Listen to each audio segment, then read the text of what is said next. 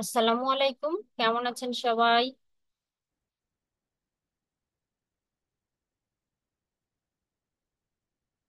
আজকে আপনাদের YouTube marketing এর একটা টপিক দেখাবো। খুবই গুরুত্বপূর্ণ টপিক। অনেকেই ইউটিউব এসইও এসইও এসইও এটা নিয়ে পাগল হয়ে যান। আসলে ইউটিউব এসইও যে সেইভাবে কাজে দেয় না, এটার আজকে একটু প্রমাণ আমি দেখাবো। সবাই ধৈর্য ধরে পুরো ভিডিওটা দেখবেন, ঠিক আছে? পুরো ভিডিওটা অবশ্যই আপনাদের উপকারে আসবে। হ্যাঁ, ইউটিউব এসইও যে একেবারে কাজে দেয় না তা না, কিন্তু আমরা এসইও না করলে যে আমাদের চ্যানেলটা র্যাঙ্ক করাতে পারবো না, এটাও ঠিক না। আবার হ্যাশট্যাগ ব্যবহার আমরা করে থাকি, কিন্তু হ্যাশট্যাগ ব্যবহার না করলেও যে আমাদের ভিডিওটা র্যাঙ্কে আসবে না তা না।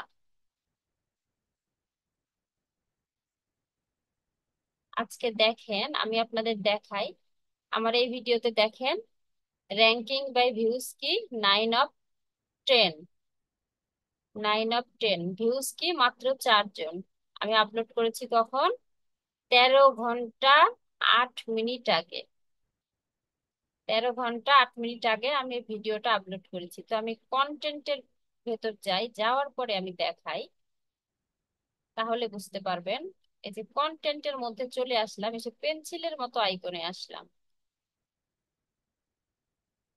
এখন আমার পুরো ভিডিওটা আমি অ্যানালাইসিস করব, করে এই ভিডিওটা দিয়ে আমি আপনাদের বোঝাবো।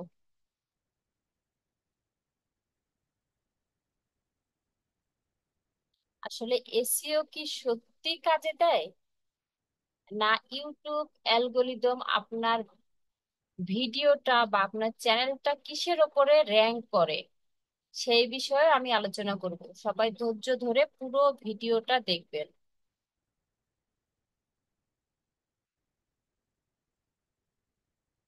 দেখেন, নিচে চলে আসি।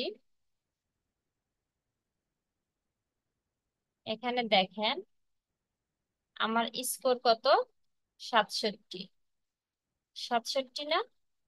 এখানে দেখেন পারফরমেন্স কত, 17। কারণ আমার তো ভিউ হয় নাই, কালকে আমি ভিডিওটা আপলোড করছি, আমার তো ভিউ হয় নাই, তাহলে এখানে পারফরমেন্স কিভাবে দেখাবে? পারফরমেন্স কখনোই দেখাবে না। এখানে দেখেন আমার সবকিছু কি 555। র্যাঙ্কিং ট্যাগ 5টার মধ্যে শুধু একটা আছে। এখানে দেখেন হাই ভলিউম র্যাঙ্ক ট্যাগ, এখানে দেখেন 5টার মধ্যে আড়াইটা আছে। তাই না? এখানে হচ্ছে যে চেকলিস্ট 8টার মধ্যে 7টা হয়েছে, কারণ আবার মনিটাইজ অপশনটা অন হয় নাই, তাই আমার হচ্ছে 7টা আছে। যাই হোক, এটাতে কি দেখলেন, আমার হচ্ছে কোনো ই নাই, কোনো ভিউ নেই। তাও এটার স্কোর কত, 67। কালকে কিন্তু আমি যখন হচ্ছে যে ভিডিওটা করি বা হচ্ছে যে সবকিছু সেট আপ দেই, তখন কিন্তু এটা 84 ছিল স্কোর, কিন্তু ভিডাইকেও আমাকে 84 দেখিয়েছে। এখন যখনই আমার ভিউ কম আসলো, তখনই দেখেন এটা কি হলো, 67-তে চলে আসলো।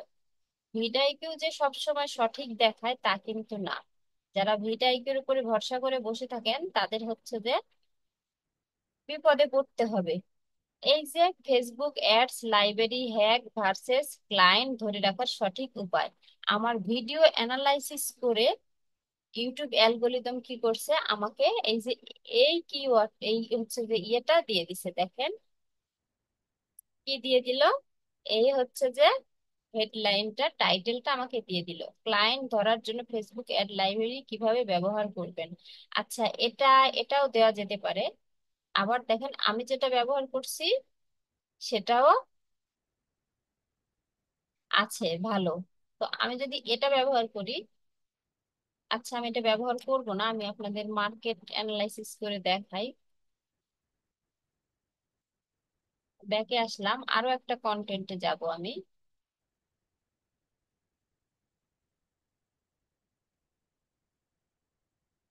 যেটার ভিউ বেশি সেটাতে যাই আপাতত। আচ্ছা দেখি, এই যে এই একটা কন্টেন্ট আমি চলে যাই। দেখি আমার ছোট্ট কন্টেন্ট, 112 জন ভিউ, দেখি চলে যাই।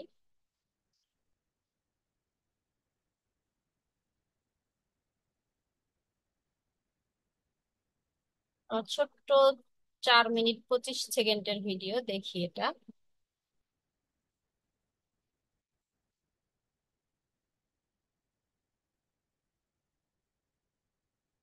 এটাতে আমি থাম্বনেলও ব্যবহার করি নাই, দেখেন এটা কি, একদম জিরো। এটাতে কি কোনো স্কোর আছে?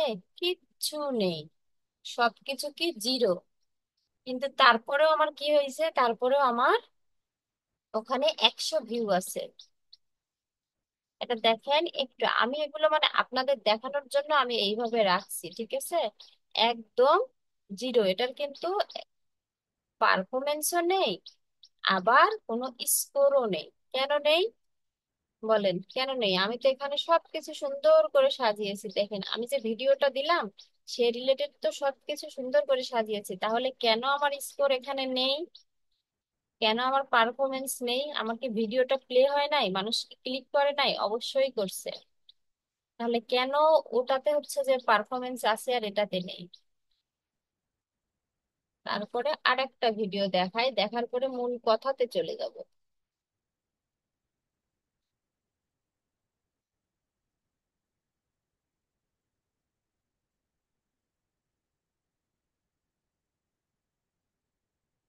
তো বেশি ভিউ যেটাতে আছে সেটাতে চলে যাই, সমস্যা নেই।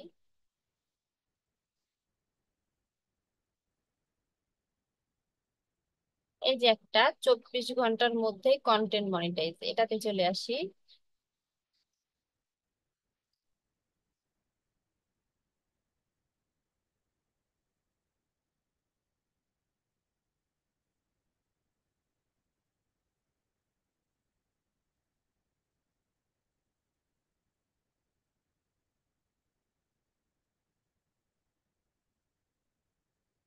দেখেন এখানে ফেসবুক আমাকে নিজে বলছে 24 ঘন্টায় কন্টেন্ট মনিটাইজ করার সহজ উপায়, সবাই কিন্তু এটা লিখেই বেশি বেশি সার্চ করে।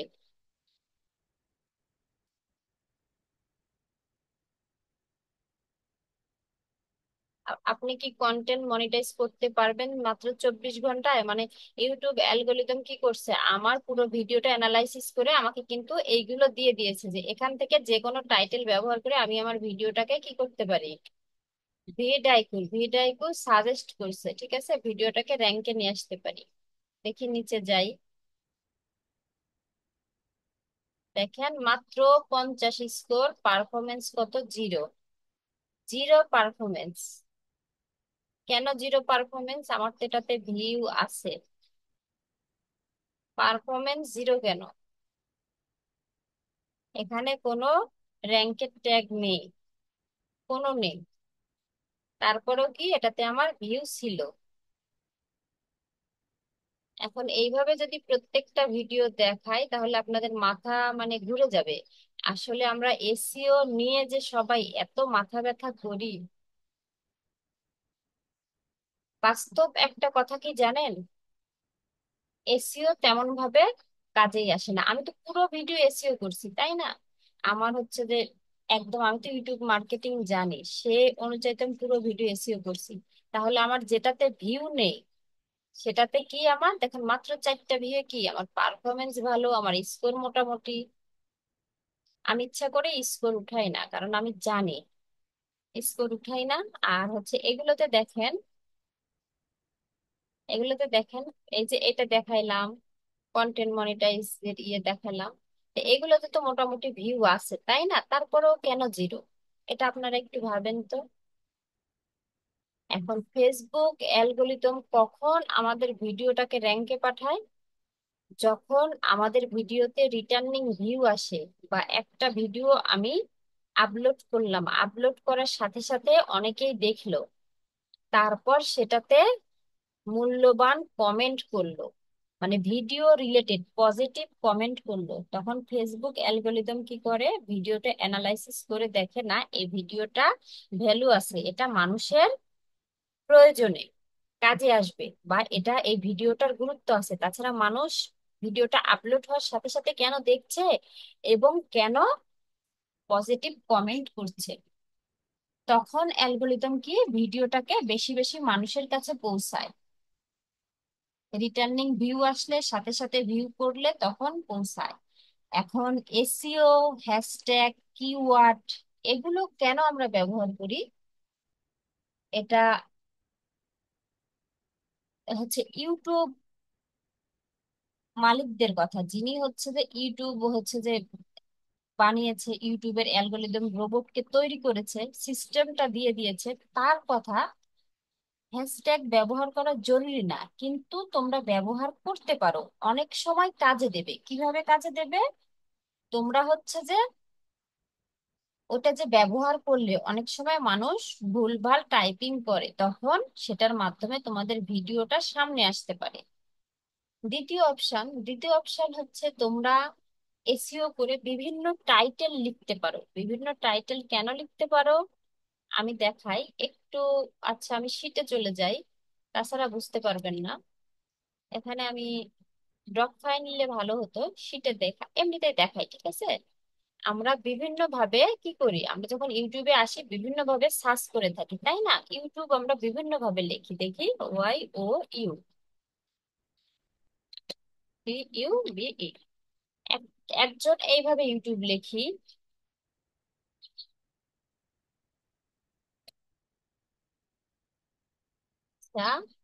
TUBE, ইউটিউব একজন এইভাবে লিখি।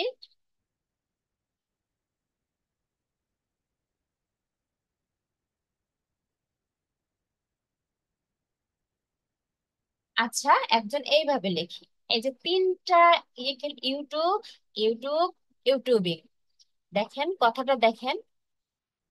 এখন যদি আমরা এসইও বলতে কিছু বুঝে থাকি, সেটা কি? আমরা এইভাবে আমাদের টাইটেল, আমাদের হচ্ছে কিওয়ার্ড, হ্যাশট্যাগ আমরা ব্যবহার করে থাকি, ঠিক আছে? ব্যবহার করে থাকি এইভাবে যদি করি, তখন কেউ একজন যদি টাইপিং করে এই অক্ষরগুলো বা এই কিওয়ার্ড গুলো যদি আমার ভিডিওতে দেয়া থাকে, তখন আমার ভিডিওটা তার সামনে আসতে পারে, আসার চান্স থাকে। ইউটিউব অ্যালগোরিদম কি করবে? এই কিওয়ার্ডটা থাকার কারণে আমার ভিডিওটা তার সামনে নিয়ে যেতে পারে। এগুলো কিওয়ার্ড যদি বেশি বেশি থাকে তখন নিয়ে যেতে পারে। আমি এটা দিয়ে, মাত্র এটা দিয়ে বুঝিয়েছি। এখন এসইও মানে দেখেন, আমরা যখন চ্যানেল আসি, আমি আসলে কথা অনেকগুলো বলছি, কিন্তু আমার কথা মনোযোগ দিয়ে শুনলে আমি 100% গ্যারান্টি দিচ্ছি আপনাদের উপকারে আসবে, সত্যি উপকারে আসবে। এখন দেখেন এসইও মানে কি, আমি পেন্সিলের মতো আইকনে ক্লিক করে বোঝাই আপনাদের। আমি একটা টাইটেল ব্যবহার করছি, ঠিক আছে? এই যে টাইটেলটা আমি ব্যবহার করছি, এখন এই টাইটেলটা আমি দেখেন এখানে কিন্তু অনেক টাইটেল ব্যবহার করছি, অনেক টাইটেল নিচে আমার আছে।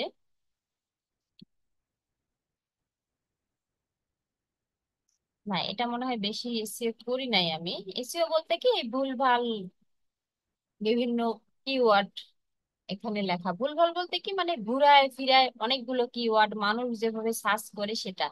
কিন্তু আমি যদি এইগুলো কিচ্ছু না করি, এগুলো কিচ্ছু না করি, শুধু আমি একটা অ্যাট্রাকটিভ টাইটেল ব্যবহার করছি, টাইটেল এখানে 3বার পেস্ট করে দেব, এবং ভিডিওতে আমি যেটা বলছি ভিডিও ডেসক্রিপশন একটু কিছু লিখতে হবে, সেটা সম্পর্কে যদি লিখে দিই, আর কোনো কিছু দরকার নেই।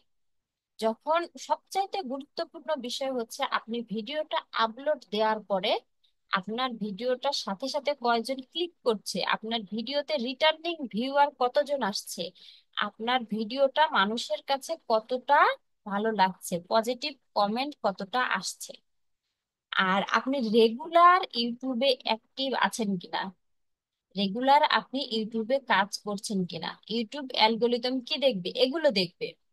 আর এই যে বিভিন্ন ভাবে আমরা সাজিয়েছি, এটা সাজানোর একটাই কারণ, এখানে যদি কোনো কিওয়ার্ড থেকে থাকে, কেউ যদি সার্চ বারে